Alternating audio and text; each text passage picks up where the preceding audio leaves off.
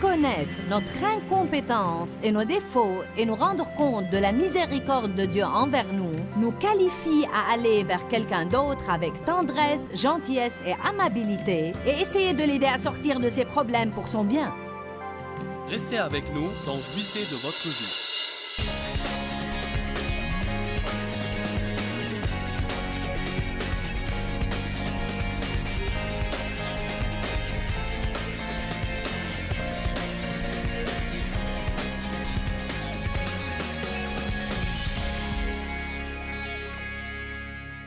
Dieu n'est pas comme les gens. Peut-être que vous avez été élevé par des gens qui ne vous ont pas montré de miséricorde, mais Dieu veut vous la donner. Cela ne signifie pas que Dieu ne va pas nous châtier ou ne nous corrige pas. Il le fait. Dieu m'a donné un exemple à travers mon fils qui a maintenant 24 ans et qui supervise toute une branche des ministères de Joyce Meyer. Mais à l'époque où Dieu a commencé à m'apprendre cela, Danny n'avait que 10 ou 11 ans et il était très indiscipliné. Il a un côté qui aime vraiment s'amuser. Et il est joyeux par nature. Et il a en même temps un côté discipliné en ce qui concerne les affaires. À l'époque, il avait l'air d'être insouciant, sans aucune discipline. Et il voulait juste s'amuser. Il ne se souciait absolument de rien. Tant que c'était amusant, c'était bien et super. Je l'envoyais pour balayer le porche et je le voyais danser avec le balai. Nous avions fait tout notre possible pour lui apprendre un peu de discipline et nous lui avions donné une liste de règles. Si tu suis les règles, tu auras une étoile. Si tu as assez d'étoiles, tu auras un cadeau. Vous savez le système. Ce n'est pas mal pour essayer d'apprendre les valeurs à nos enfants, mais bien des fois nous appliquons ce même système sur nous-mêmes dans notre relation avec Dieu. Nous n'avons pas nécessairement des étoiles quand nous faisons le bien, car tout le bien que nous faisons est en fait une manifestation du Saint-Esprit faisant le bien à travers nous. Et pour commencer, ce n'est même pas de nous. Donc ce que nous pouvons faire, c'est glorifier Dieu. Et si nous faisons des erreurs, il faut demander à Dieu de nous donner la miséricorde. Alors tout est de lui et rien ne nous doit être attribué. Amen. Si j'échoue, c'est de ma faute. Et si je suis bon, c'est à cause de toi. Car c'est toi qui me rends bon. Donc, nous essayons de lui apprendre la discipline et il avait des règles accrochées à sa porte. Comme fais ton lit, sors les poubelles, fais la toilette au chien, vous savez, blablabla. Et le Seigneur m'a fait comprendre un jour comment la charité inconditionnelle et la vraie relation fonctionnent. Il a dit, si le brute du quartier poursuit Danny et il arrive en courant à la maison criant que le brute du quartier a pris sa balle et l'a envoyée dans l'égout, tu ne vas pas dire, oh Dave, j'entends notre fils appeler au secours. Je crois que le brute du quartier le tourmente de nouveau. Laisse-moi courir vite en bas pour vérifier sa liste. Et voir s'il a fait ce qu'il devait faire. Et si c'est le cas, tu peux sortir l'aider. Mais s'il n'a pas fait ce qu'il était censé faire, alors tant pis pour lui. Dieu s'est servi de cet exemple pour m'apprendre qu'il n'est pas comme ça avec nous. Je suis son enfant.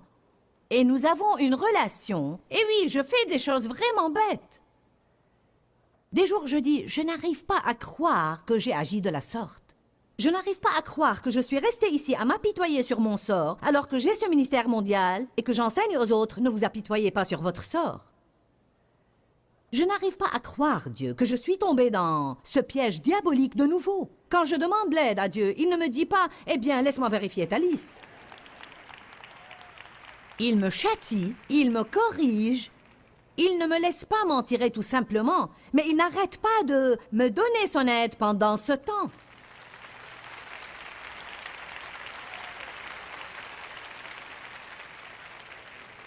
C'est ce que nous faisons tant de fois dans les relations. Nous disons, car c'est la chose chrétienne à faire, je vais te pardonner. Mais nous punissons quand même. Je vais te pardonner, mais je ne vais pas t'inviter à ma soirée. Je vais te pardonner, mais je ne vais pas t'offrir un cadeau de Noël cette année. Et si je vais t'en offrir un, ça ne va pas être cher. Je te pardonne, mais si tu entres dans la chambre, je vais en sortir. Je te pardonne, mais je vais raconter à tout le monde ce que tu as fait. Oh oh. Voyez-vous ce dont je parle ici aujourd'hui? L'essence de ce que j'essaie de dire n'est même pas la miséricorde en tant qu'acte, mais la miséricorde en tant qu'attitude. C'est une attitude du cœur que nous devons prendre et que nous devons pratiquer les uns envers les autres. La miséricorde triomphe du jugement. Est plus importante que le jugement. Vous allez être plus heureux si vous êtes plus miséricordieux. Le savez-vous? Dites tous, je vais être plus heureux si je montre aux autres plus de miséricorde. Combien d'entre vous croient qu'ils vont être plus heureux? Matthieu 7:1, ne jugez, ne critiquez, ne condamnez point les autres, afin que vous ne soyez jugés et critiqués et condamnés vous-même. Car juste comme vous jugez et critiquez et condamnez les autres, vous serez jugés, critiqués et condamnés. Et conformément à la mesure avec laquelle vous mesurez aux autres, l'on va vous mesurer de même. Pourquoi regardes-tu de l'extérieur la très petite paille qui est dans l'œil de ton frère, et n'aperçois-tu pas et considères la poutre qui est dans ton œil? C'est peut-être la traduction simplifiée, je ne me rappelle pas exactement, qui dit « Pourquoi essaies-tu d'enlever le cure-dent de l'œil de ton frère alors que tu as un poteau de téléphone dans ton œil ?» Nous sommes aussi stupides que ça. Nous essayons de nous occuper de ces petites choses mineures dans la vie des autres qui nous irritent, alors que nous avons ce grand retentissant et terrible problème dans notre vie, auquel nous ne faisons même pas attention. Comment peux-tu dire à ton frère « Laisse-moi ôter la paille de ton œil » alors qu'il y a une poutre dans ton œil? Hypocrite! Ôte premièrement la poutre de ton œil, et alors tu verras comment ôter la paille de l'œil de ton frère. Que veut-il dire là? Jusqu'à ce que tu aies vu tes propres défauts et que tu en sois humilié, tu ne sauras jamais aider ou t'occuper de quelqu'un d'autre. Car reconnaître notre incompétence et nos défauts et nous rendre compte de la miséricorde de Dieu envers nous, nous qualifie à aller vers quelqu'un d'autre avec tendresse, gentillesse et amabilité et essayer de l'aider à sortir de ses problèmes pour son bien. La Bible dit dans Galates 6:1, « Si un de vos frères ou sœurs est surpris en quelque faute, vous devez le redresser avec un esprit de douceur, de peur que tu ne sois aussi tenté. » Alors c'est l'attitude qui compte. Non pas « mince alors, à ta place je n'aurais pas fait ça pour sûr ». Eh bien tu ne le sais pas. Les gens doivent surtout ne pas essayer de corriger les gens sur lesquels ils n'ont aucune autorité. C'est une chose d'aller à quelqu'un qui travaille pour moi et qui ne fait pas ce que je lui demande de faire et de lui dire un mot de conseil ou de correction. Mais c'est une autre chose pour quelqu'un de se mêler des affaires de quelqu'un d'autre alors que ça ne le regarde pas du tout. En fait, j'ai lu une déclaration il y a 2 ans de là qui dit « N'aie pas d'opinion là où tu n'as pas de responsabilité. » Ouh, Jésus, alléluia! J'exaspère quelques personnes ici. Mais ça ne fait rien, nous avons besoin de nous exaspérer de temps en temps. Hypocrite! Ôte premièrement la poutre de ton œil et alors tu verras comment ôter la paille de l'œil de ton frère. Vous avez reçu gratuitement, donné gratuitement. Quelle est la miséricorde? Écoutez cette définition, j'aime ça. Webster's dit que c'est une gentillesse qui dépasse ce qui peut être attendu ou exigé par la justice. En d'autres termes, la miséricorde n'est pas du tout juste. Elle est complètement insolite. C'est pourquoi devrais-je être bon envers toi après ce que tu as fait? Pourquoi donc devrais-je te bénir après ce que tu as fait? Car c'est la miséricorde. Amen.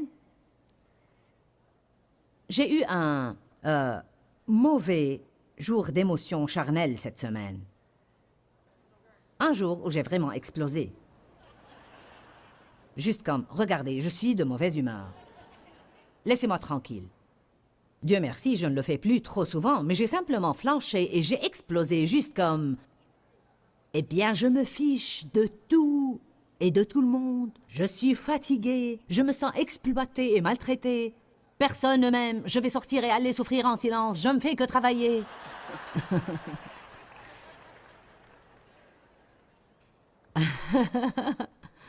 Avez-vous jamais des jours comme ça? Avez-vous jamais eu une vie comme ça? Non, non. Maintenant, voyez, la bonne nouvelle, c'est que j'étais comme ça tout le temps.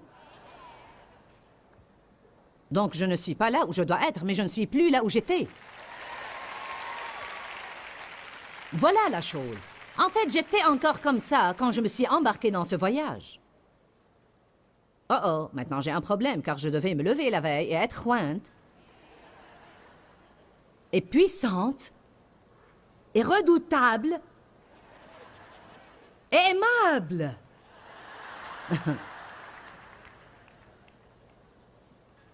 De quoi j'avais besoin? La miséricorde. Dieu, tu dois m'aider. Je n'ai pas honte de vous dire que je fais des erreurs. Je n'ai pas honte de ça, car tout le monde le sait de toute façon.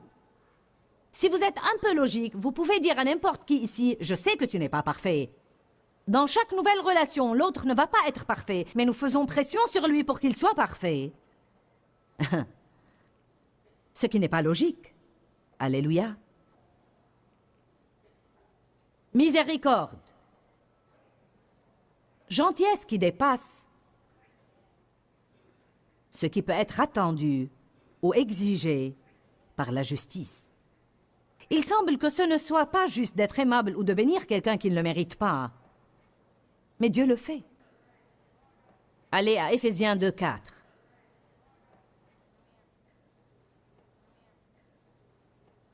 Y a-t-il quelqu'un là aujourd'hui qui peut penser à une relation qu'il a et où il doit être plus miséricordieux? D'accord. Y a-t-il quelqu'un là aujourd'hui qui sent en fait qu'il est une des personnes à qui Dieu dit, si tu vas sortir d'ici et prendre une attitude plus miséricordieuse dans cette relation, la relation pourrait être sauvée? Amen. Savez-vous ce qui cause la rupture des relations? Le fait de tenir compte des fautes qu'une personne fait et de méditer sur elles. Méditer sur elles jusqu'à ce qu'elles deviennent si grandes qu'il ne s'agit plus que de ça. Combien les choses pourraient être différentes si en fait nous tenions compte et vraiment faisions attention et méditions sur toutes les petites choses que quelqu'un fait de bien. Mais celle-ci défile si vite, et puis il fait une erreur, et nous commençons. Gna gna gna, gna gna gna, gna gna gna, gna gna gna, gna gna. Toute la journée, toute la nuit, et 3 jours plus tard, nous disons gna gna gna, gna gna gna. À l'intérieur de nous, nous disons « Je n'arrive pas à le croire, tu sais, j'avais un besoin, et tu n'as pas satisfait mon besoin. » Comment je sais tout ça? Parce que j'ai de l'expérience.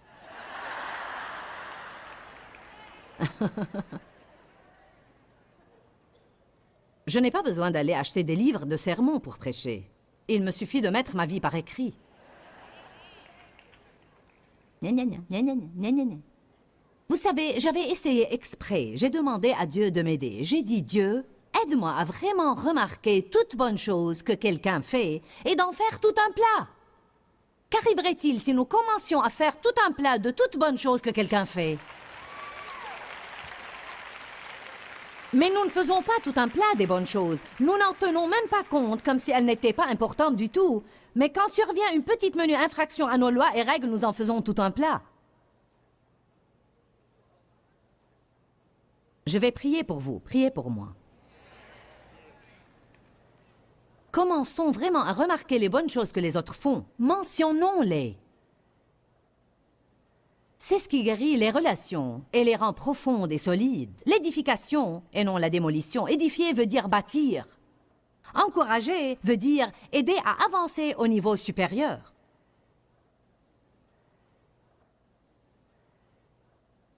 C'est pour ça qu'il est cruel parfois que quand les gens disent des choses de vous, tout ce qu'ils peuvent trouver, c'est 1 ou 2 choses que vous faites mal, et ils ne mentionnent pas les 25 ou 30 choses que vous faites bien. Cela fait échouer tout le monde. C'est comme... Ne puis-je jamais faire assez? Quand est-ce que cela va suffire? Dans le système du diable, jamais. Donc nous devons rester dans l'esprit de Dieu et non dans l'esprit diabolique, égoïste et égocentrique. Très bien. Éphésiens 2, verset 4 dit « Mais Dieu, si riche en miséricorde, à cause d'eux et pour satisfaire au grand, magnifique et intense amour dont il nous a aimés, même lorsque nous étions morts, par suite de nos défauts et offenses, nous a rendus à la vie ensemble en association et en union avec Christ. Il nous a donné la vie même de Jésus, la même nouvelle vie avec laquelle il l'a stimulé, car c'est par grâce, c'est-à-dire la faveur et miséricorde que vous ne méritiez pas, que vous êtes sauvés, délivrés du jugement et rendus participants au salut du Christ. Lorsque j'étais morte par mes offenses, lorsque je ne me souciais guère de Jésus, pour beaucoup d'entre nous, lorsque nous blasphémions son nom, il avait les bras tendus vers nous et son esprit merveilleux nous poursuivait. Lorsque nous étions morts dans nos offenses et avant même de venir sur la planète Terre, Jésus est mort pour chacun de nous.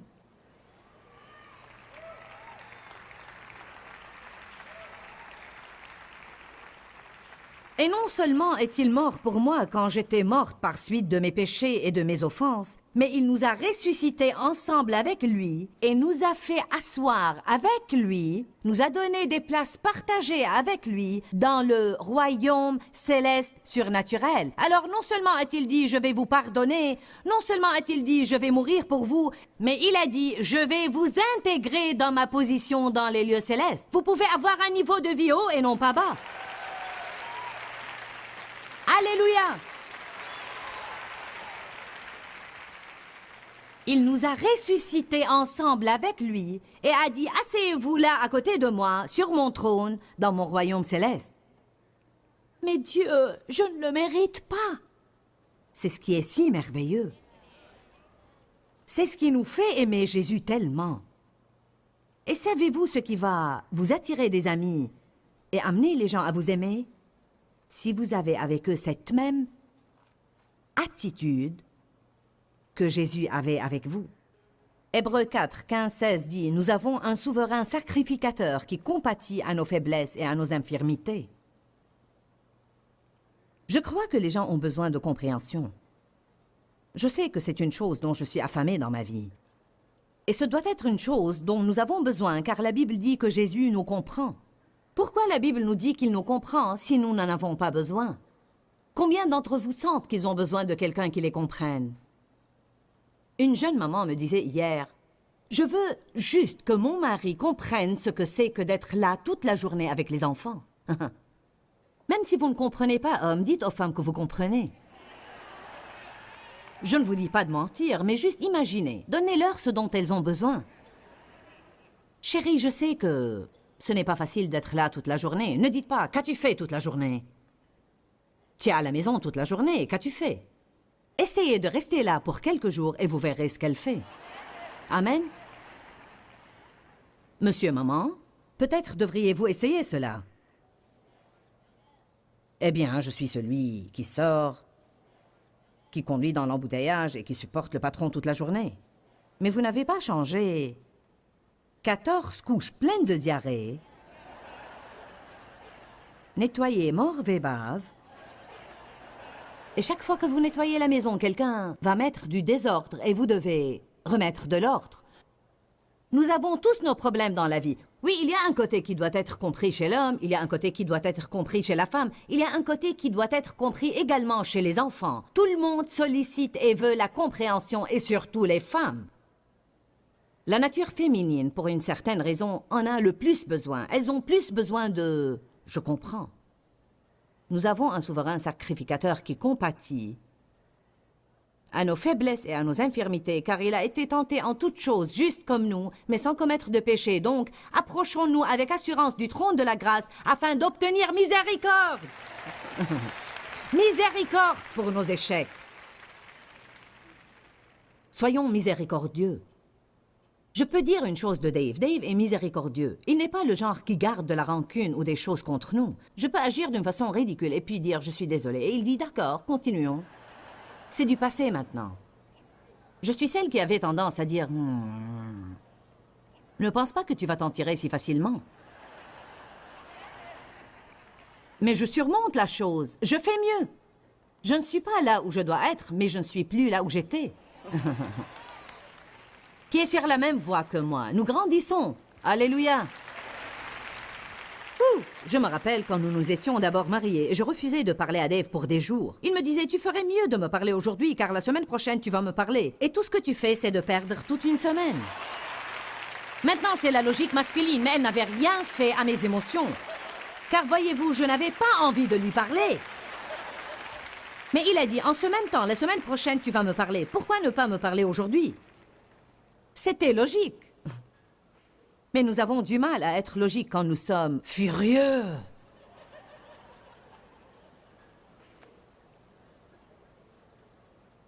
Matthieu 9, 13 dit « Apprenez ce que cela signifie. Je prends plaisir à la miséricorde et non au sacrifice. » Jésus, en fait, a dit « Je veux que vous appreniez la miséricorde. » Allez apprendre ce que cela signifie. N'obligez pas les gens à vous apporter des sacrifices et à payer leurs erreurs, mais donnez-leur miséricorde. Quand vous faites une erreur, recevez la miséricorde de Dieu. Peut-être que vous n'avez pas le don de la miséricorde, mais vous pouvez prendre une attitude miséricordieuse. La Bible dit dans Romains 12 que certaines personnes ont un don de miséricorde. Elles sont nées miséricordieuses. Vous savez, une personne avec un don de miséricorde va conseiller quelqu'un et lui dire « Oh, raconte-moi ça, oh. » Et une heure plus tard, « Oh. » Mais quelqu'un comme moi, j'aurais dit « Tais-toi. »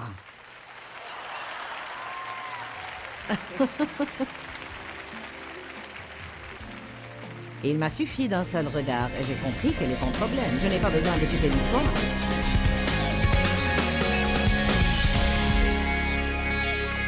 Si vous êtes une de ces personnes parfaites qui ne font jamais d'erreur, je suis navrée de vous avoir fait perdre votre temps aujourd'hui car je sais que vous n'aviez besoin de rien de ce que je vous ai dit. Mais si vous avez vraiment besoin de miséricorde de temps en temps, comme moi, alors je veux juste vous dire, si vous êtes prêt à semer la miséricorde dans la vie des autres, vous allez moissonner la miséricorde.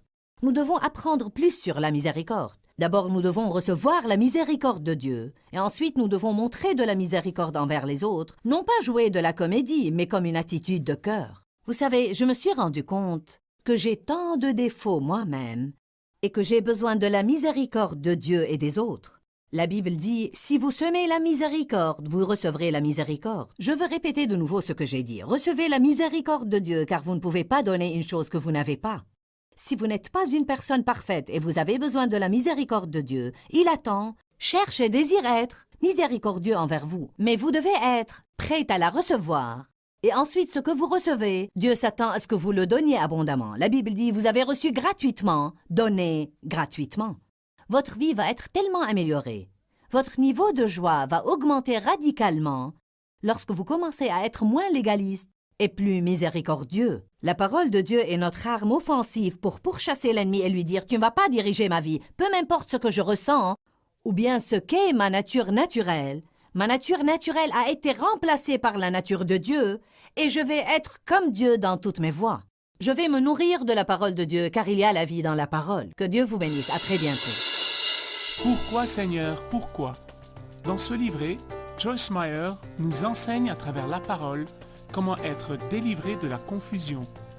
Pour obtenir ce livret gratuitement, écrivez-nous à Joyce Meyer, boîte postale 40095-6300 Larnaca, Chypre. Ou bien visitez notre site web www.joycemeyer.org/fr.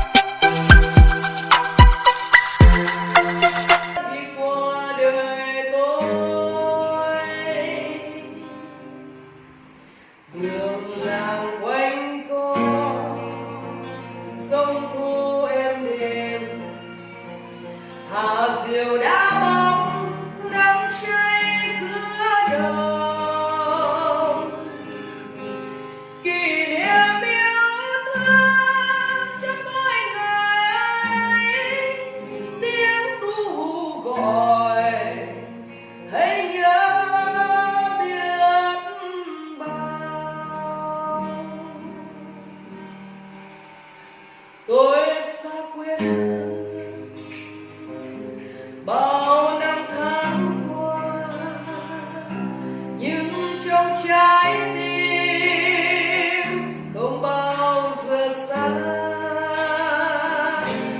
Lời mẹ ru con hiu hiu chưa hè mùa lụt nước